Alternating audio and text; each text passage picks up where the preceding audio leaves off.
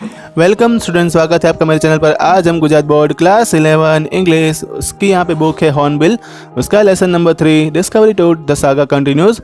AR. Williams ने लिखा हुआ है, उसके बारे में यहाँ पे डिस्कस करेंगे। ओके, तो डायरेक्टली स्टार्ट करते हैं। इजिप्ट का राजा यहाँ पे जो था तुतनखामुन, उसकी मौत कैसे हुई थी उसी का यहाँ पे सीक्रेट जो है खोला जा रहा है। तो बहुत ही इंटरेस्टिंग लेसन है। हिस्ट्री थोड़ी हमारी थोड़ी रिफ्रेश हो जाएगी इस लेसन से। और इजिप्ट के बारे में यहाँ पे जो राजा जो था उनकी ये स्टोरी बताई गई है। तो डायरेक्टली हम ये स्टार्ट करते हैं। वो एक टीनेजर था जब उसकी डेथ हुई। वो पावरफुल फैमिली और इजिप्ट के राजाओं में लास्ट उसका वारिस था, जिसने सदियों तक इजिप्ट एम्पायर पे राज किया था। उसको पूरा सोने से पूरा यहाँ पे लाद कर उसको दफना दिया गया था और फिर उसको बाद में भुला दिया गया था। 1922 में उसका जो है कब्र मिली और उसकी कब्र मिलने के बाद मॉडर्न वर्ल्ड ये यहाँ पे स्पेकुलेटेड मतलब कि अंदाज़ा लगा रहा है कि उसकी मौत कैसे हुई थी और उसके साथ क्या हुआ था। ये घटना में मर्डर होने की संभावना सबसे ज़्यादा थी। 80 साल के बाद जब ये टॉम मतलब कि कब्र जो है उसको पहली बार वहाँ से छोड़ने के बाद टूट की बॉडी का यहाँ पे सिटी स्कैन किया गया था और उसमें बहुत सारे उसके जीवन और मृत्यु के बारे में यहाँ पे क्लूज मिले थे नए नए, और उसमें जो है डेटा एकदम प्रीसियस बताया गया था और फॉरेंसिक रिकन्स्ट्रक्शन जो है वो उसके बारे में जो बताया गया था वो एक्यूरेट था। और दूसरी बात कि यहाँ पे बॉयस फेरोज मतलब कि राजा। तो टूटनखामुन के बारे में जो यहाँ पे जो सिटी स्कैन हुआ था उससे जो पूरी इंफॉर्मेशन मिली थी वो एकदम सही थी। एक भयानक आंधी ने बड़े बड़े धूल के ढेर यहाँ पे खड़े कर दिए थे। अब टूट को जो इजिप्टियन सिमेट्री मतलब कि उसको जो वैली ऑफ किंग बोला जाता था वो उसकी आराम करने की जगह थी, वहाँ से उसको निकाला जा रहा था। बड़े बड़े वहाँ पे जो ब्लैक कलर के बादल जो थे वो वहाँ पे डेजर्ट स्काई में मतलब कि रेगिस्तान के ऊपर मंडरा रहे थे, वो भी पूरा दिन। और यही बादल जो है वो तारों के ऊपर कास्केट ग्रे मतलब कि एक सुरमई रंग का एक पर्दा डाल रहे थे। और दूसरी बात कि ये समय जो था वो 5 जनवरी 2005 की शाम का 6 बजे का टाइम था। वर्ल्ड की फेमस यहाँ पे मम्मी को ये सिटी स्कैनर के अंदर सर वाले भाग से अंदर सरकाया जा रहा था और ये यहाँ पे इसलिए लाया गया था कि जिससे 3300 साल पहले जो ये तुतनखामुन जो मरा था उसके बारे में समझने के लिए ये लाया गया था। वहाँ पे दोपहर के समय में जो टूरिस्ट पूरी दुनिया भर से आए हुए थे वो वहाँ पे उसको रिस्पेक्ट देने के लिए ये कब्र कर जो पृथ्वी के नीचे मतलब धरती के नीचे 26 फीट अंडरग्राउंड में थी, उनको सम्मान देने के लिए वो उसकी लाइन जो है पूरी वहाँ पे खड़ी थी। और ये चीज़ जो है वो उसको चट्टान में से काट के बनाया गया था। वो लोग वहाँ पे जब आए थे टूरिस्ट तो वो वहाँ पे मुरल ऑन द वॉल्स मतलब कि जो दीवार पे बने हुए वहाँ पे चित्र जो थे उसको देख रहे थे और ये टूट्स का जो सोने से मढ़ा हुआ पूरा चेहरा जो था उसको भी देख रहे थे। मोस्ट स्ट्राइकिंग फीचर्स मतलब कि सबसे बड़ी विशेषता यही थी कि जो वहाँ पे मम्मी का ये जो कॉफिन लिड मतलब कि ताबूत का जो ये उसका जो शेप जो था, चेहरा जो था, वही उसकी विशेषता थी। और ये लोकेशन जो था वो बरियल चैम्बर का था मतलब कि जहाँ पे कब्र को रखते हैं वो वाला एक चैम्बर रखा था। इजिप्ट पिरामिड के नीचे ये पूरा जो है रूम बना हुआ था। कुछ विजिटर वहाँ पे एक दूसरे से धीरे धीरे बातें कर रहे थे। कुछ विजिटर वहाँ पे जो ये टूट की अनटाइमली डेथ जो हुई थी मतलब कि 18-19 साल पे, उसके बारे में वहाँ पे सोच रहे थे। शांत विजिटर थे वो वहाँ पे ये सोच रहे थे कि जो भी ये टूट की शांति भंग करेगा उसके साथ बुरा होगा या तो फिर उसकी यहाँ पे डेथ होगी। तो ये क्या सच में हकीकत थी, उसी के बारे में ये विजिटर सोच रहे थे। ये वहाँ पे जो फेरोज कौश मतलब कि जो राजाओं से मिला हुआ एक श्राप था।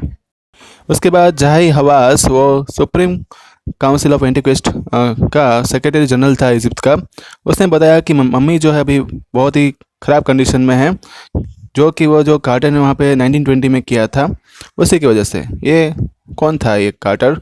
तो हॉवर्ड कार्टर उसका फुल नेम था और वो एक ब्रिटिश आर्कोलॉजिस्ट था। उसने 1922 में टूट की ये कब्र को ढूंढ निकाला था और जैसे उसको ढूंढ निकाला उसके बाद जो उसके साथ जल्दबाजी में बहुत सारी चीज़ें जो है एंटिक चीज़ें जो निकाली गई थी वो बहुत ही जल्दबाजी में निकाली गई थी।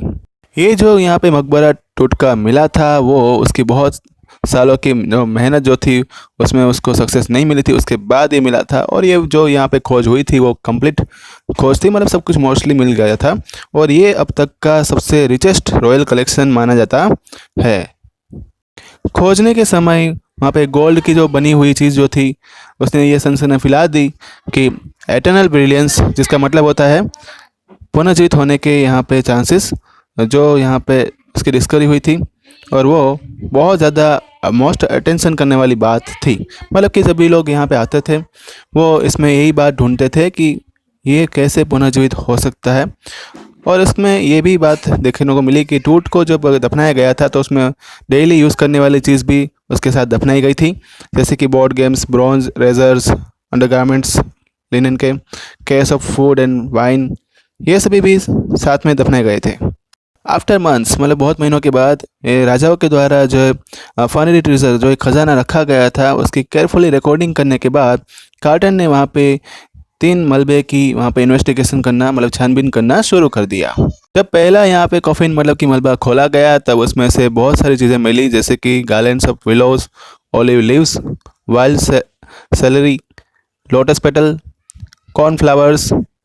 और ये सभी चीज़ें उनकी यहाँ पे पुरावा देती है, मतलब कि ये प्रूफ देती है कि इस मलबे को मार्च या तो अप्रैल में दफनाया गया था। ये रेजिन जो था वो अब हार्ड हो चुका था, जो टूट के बॉडी के ऊपर लगाया गया था। अब ये रिचुअल रेजिन जो है वो हार्ड हो चुका था, उसको किसी काम में इस्तेमाल किया गया था।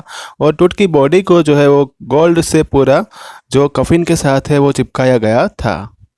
कार्ल्टन ने उसके बाद बताया था कि कोई भी ऐसा लेजिटिमेट फोर्स जो है, मतलब कि कोई भी शक्ति जो है इसको हिला नहीं सकती थी, तो फिर हम क्या कर सकते हैं। इजिप्ट में इतने दूर वहाँ पे सन जो है वो एक हथौड़े की तरह काम कर सकता है। कार्ल्टन ने यहाँ पे टूट की बॉडी पे लगा हुआ ये जो रेजिन था उसको पिघलाने के लिए सन की गर्मी का इस्तेमाल किया। उसने मम्मी को जो बाहर का जो पूरा ब्लेजिंग जो था उसको सनसाइन में रख दिया और कई घंटों तक उसको गर्म किया। और टेम्परेचर जो है वहाँ पे 149 डिग्री फ़ारेनहाइट पहुँच चुका था। और इतना गर्म करने के बाद क्या हुआ? कुछ भी नहीं, मतलब कि उस बॉडी में कुछ भी असर दिखाई नहीं दे रही थी। कार्टर का रिपोर्ट ये बताता है कि उसने जो साइंटिफिक डिटैचमेंट किया था उसमें जो भाग जो था, जो उससे वो पूरा बॉडी जो चिपका हुआ था, उसके हाथ, उसके टांग और जो वो नीचे वाले भाग जो थे उसको वहाँ पे ये जो मटेरियल जो था वो चीज़न वो धड़ के नीचे भी लगा हुआ था, उसको छेनी से काट के अलग करना पड़ा था। और उसी से ही राजा के अवशेष को हम उठा सकते थे। ये जो नज़ारा, ये जो व्यू था, ये लुकआउट, ये साइंटिफिक डिटैचमेंट की तरह किसने सोचा था? कार्टर ने।